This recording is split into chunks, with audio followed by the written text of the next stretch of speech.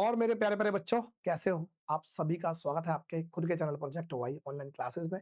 हमने last video में समझा था भाई, कुछ इंपॉर्टेंट ओर्स थे, धातु के अर्स थे जो इंपॉर्टेंट है आपकी क्लास 10th के लिए और उसमें किस तरह से याद करना है, क्योंकि बच्चों के साथ दिक्कत रहती है, वो भूल जाते हैं एग्ज़ाम के पॉइंट जब एग्ज़ाम आता है तो।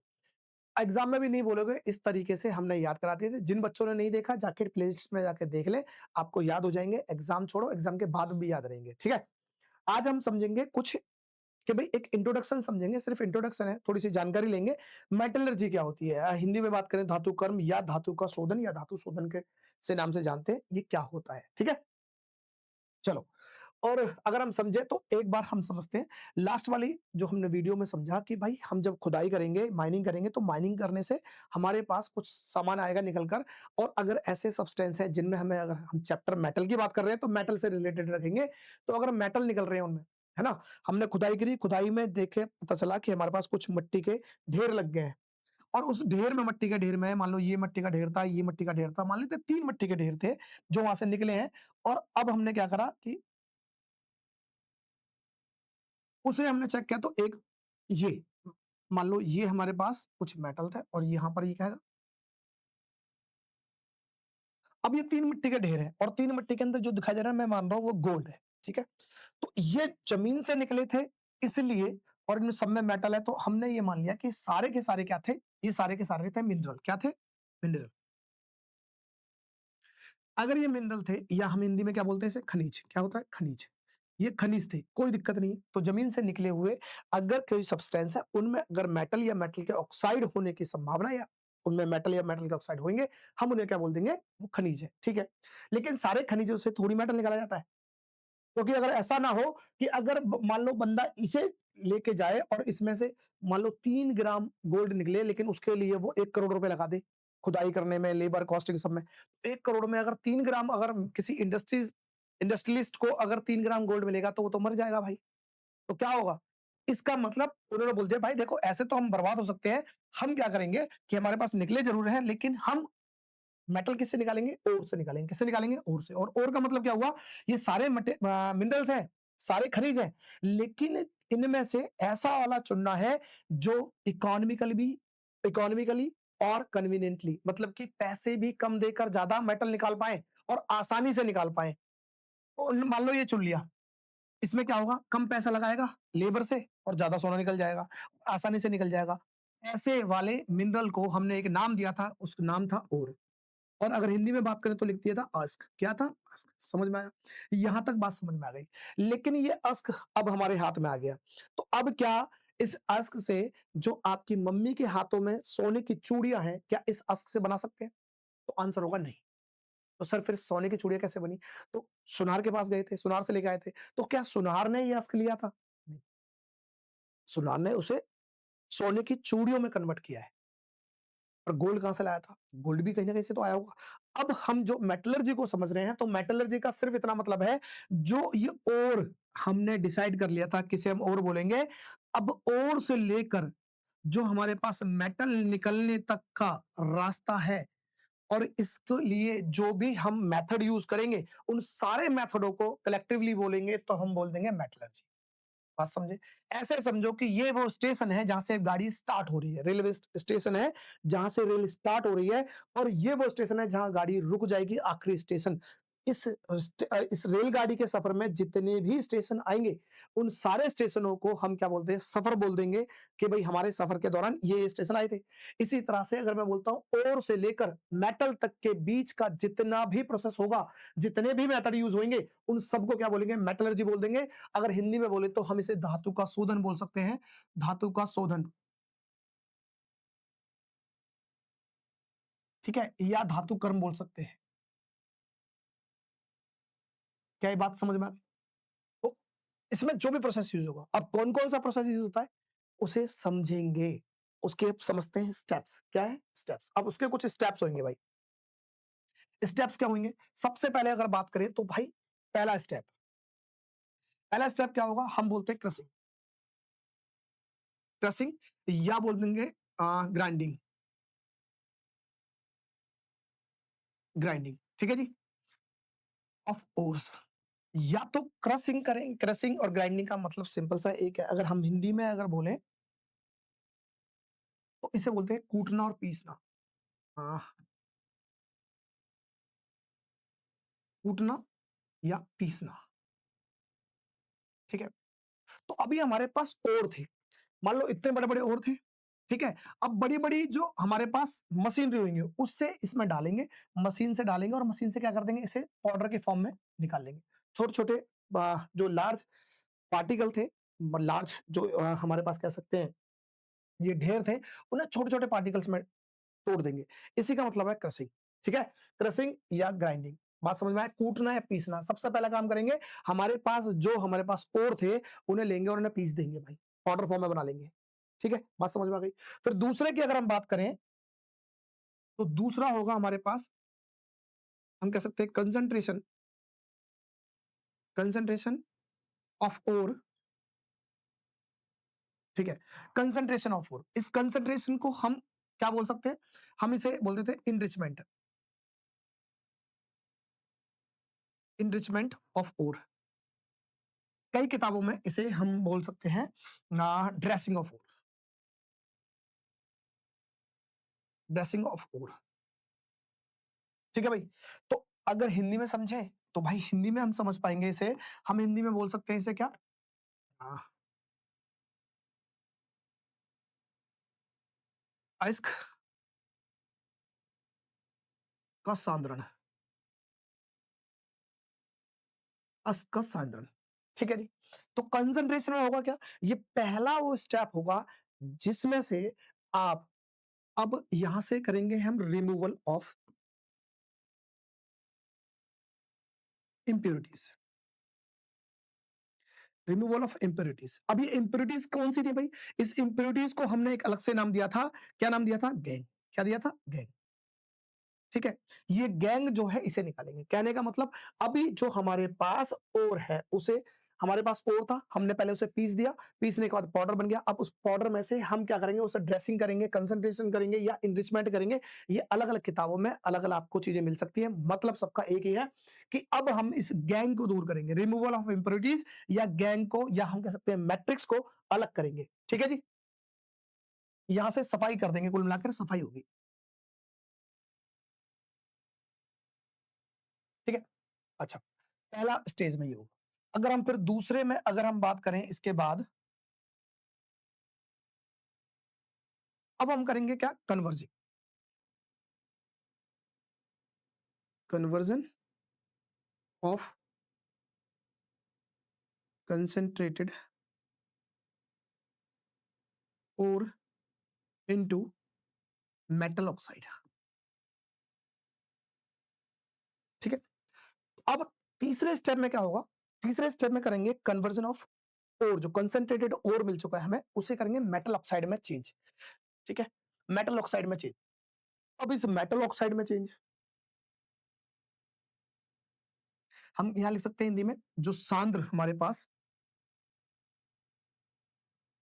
सांद्र अयस्क था, वो धातु के ऑक्साइड में बदलना,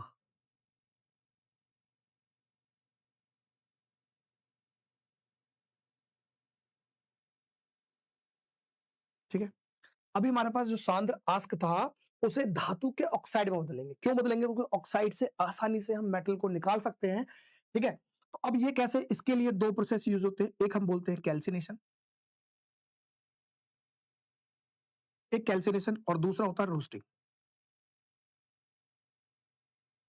ये कैल्सिनेशन को हम बोलते हैं निष्पातन, क्या बोलेंगे? निष्पातन। और इसे हम बोलते हैं क्या? भर्जन, ठीक है?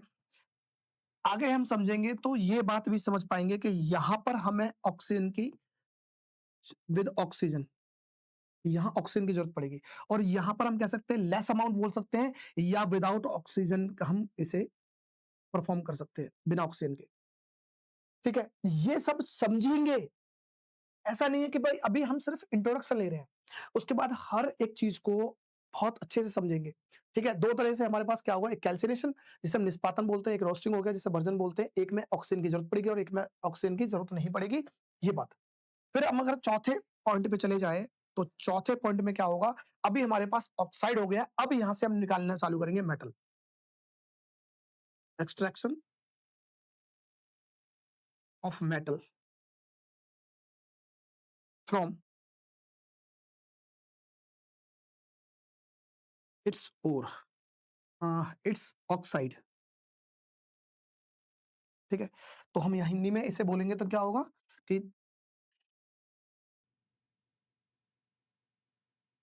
धातु के ऑक्साइड में से धातु के ऑक्साइड से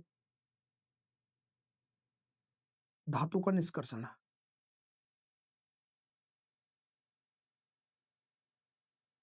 धातु का निष्कर्षण। ठीक है? अब ऑक्साइड में से हम मेटल को निकाल देंगे। क्या ये मेटल निकला है, क्या ये हम यूज़ कर सक पाएँगे? अभी भी रहती है गंदगी। शुरुआती फ़ेज़ में हमने एक बार सफाई की थी, लेकिन सफाई करने के बाद अभी भी गंदगियाँ होंगी। अभी भी गंदगियाँ होंगी, तो उसे भी हम यहाँ पर क्या करते हैं, लास्ट स्टेज में उस गंदगी को भी निकाल देते हैं और वो गंदगी कौन-सी होगी, रिफाइनिंग।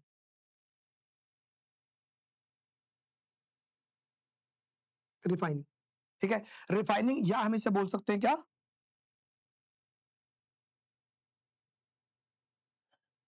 परिष्करण, परिष्करण। ठीक है जी? तो कुल मिलाकर हमारे पास ये 5 स्टेप है। हम लिख सकते हैं 5 स्टेप है हमारे पास, जिनके थ्रू हम पूरी की पूरी यात्रा को तय करेंगे। कौन-सी यात्रा? जो ओर से, अयस्क से धातु बनाने तक की यात्रा थी और इस पूरे प्रोसेस को एक साथ अगर कलेक्टिवली बोलेंगे तो क्या बोलेंगे? मेटलर्जी, या हम बोल सकते हैं क्या? धातु क्रम। ठीक है जी? ये था। तो एक बार फिर से देख लेते हैं, शुरुआत में क्या हुआ हमारे पास, हमने मिनरल लिए, मिनरल में से डिसाइड कर लिया कि ये हमारे पास ओर है, इसमें किफ़ायती दरों पर मतलब कि कम रेट में लगाकर, कम मेहनत कर कर हमें मेटल ज़्यादा मिल सकता है। हमने वो निकाल लिए, वो ओर हुए और उस ओर को क्या करा, हमने पहले पीसा है। क्या करा है? सबसे पहला काम करा है पीसने का मतलब कूटने का। इसे करने के बाद पाउडर फॉर्म में हो गया। अब हम इसका करेंगे, उसमें से जो मोटी-मोटी गंदगी है, उसे हटा देंगे। ठीक है भई? हटा देंगे तो यहाँ पर कंसंट्रेशन ऑफ ओर या इंडिसमेंट ऑफ ओर या ड्रेसिंग ऑफ ओर बोलेंगे। कुल मिलाकर हमारे पास अब जो छोटे-छोटे पार्टिकल्स हो गए हैं, उनमें अगर हमें लगता है मिट्टी है, रेत है और पार्टिकल्स हो सकते हैं, उनको हटा देंगे। अब हमारे पास जो फॉर्म मिलेगी, अब उसमें मेटल की संख्या ज़्यादा होगी, मेटल की कंसंट्रेशन ज़्यादा होगी। इसलिए हमने क्या बोला, कंसंट्रेशन ऑफ, ये हमारे पास ओर है। उसमें से हमने गंदगी हटा दी, ठीक है, गंदगी हटाने के बाद अब दूसरा नंबर क्या आएगा? अब उसमें कंसंट्रेटेड जो हमारे पास ओर है, उसे हम करेंगे मेटल के ऑक्साइड में कन्वर्ट। ठीक है जी? मेटल के ऑक्साइड में क्यों करा? क्योंकि मेटल के ऑक्साइड से मेटल निकालना ज़्यादा आसान है। चलो, अब उसके लिए प्रोसेस लगेंगे 2, कैल्सिनेशन और रोस्टिंग। अब इन कैल्सिनेशन, रोस्टिंग से कैसे निकालेंगे वो भी समझेंगे। उसके बाद हमारे पास आएगा हमारे पास कह सकते हैं एक्सट्रैक्शन ऑफ मेटल। अब मेटल को निकालेंगे किसमें से? उसके ऑक्साइड में से, ठीक है? मेटल के ऑक्साइड में से हम निकालेंगे मेटल और निकालने के बाद फिर उसके बाद जब मेटल निकल गया, अभी भी वो यूज़ करने लायक नहीं है। अब उसके बाद जो बची है, यहाँ पर क्या होगा? हम कह सकते हैं इस स्टेज में removal of remaining remaining impurities, impurities from metal.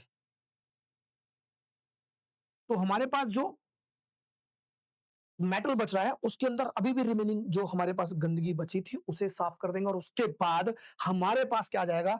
हमारे पास आ जाएगा प्योर मेटल। क्या आ जाएगा? Pure metal. बात समझ में आ गई? इस प्योर मेटल को फिर चाहे कहीं पे ले जाओ, सुनार के पास ले जाओगे तो वो उसका क्या कहते हैं, जेवरात बना देगा, आभूषण बना देगा या हम ज्वेलरी बना देगा, हम हमारे यूज़ में काम आ जाएँगे। तो ये पूरा प्रोसेस क्या होगा? इसे बोलेंगे मेटलर्जी। क्या बात समझ पाई?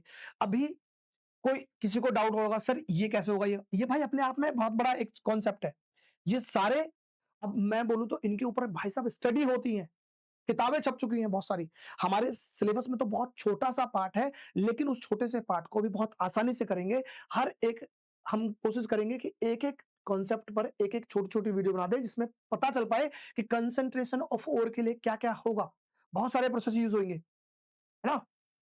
हम कह सकते हैं मैग्नेटिक सेपरेशन होगा, यहाँ पर फ्लोटेशन होगा, यहाँ पर हम कह सकते हैं ग्रेविटी सेपरेशन होगा, केमिकल सेपरेशन होगा, वो सारी चीज़ समझ लेंगे इसमें।